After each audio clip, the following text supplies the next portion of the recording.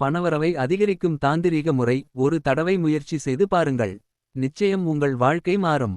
இன்றைய காலத்தில் எவ்வளவு உழைத்தாலும் செலவை சமாளிப்பது மிக கடினமாகவே இருக்கிறது. வரவை ஓரளவேனும் சேமிக்க முடிந்தால் எத்தனை நல்லம் என யோசிப்பவர்கள் இதனை முயற்சி செய்து பார்க்கலாம்.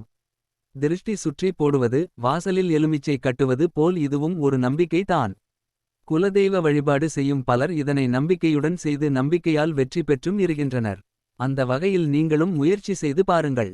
தேவையான பொருட்கள்: மஞ்சள் துணி 3 ரூபாய் நாணயங்கள். பச்சை நிற கையில் கட்டும் கயிறு, எலுமிச்சை 1. இதனை கொண்டு எப்படி செய்வதென பார்க்கலாம். முதலில் மஞ்சள் துணியை விரித்து அதில் அடுப்பு கல் போல் ரூபாய் நாணயங்களை வைக்கவும். அதன் மீது, அதாவது அடுப்பில் பானை வைப்பது போல் எலுமிச்சையை வைக்கவும்.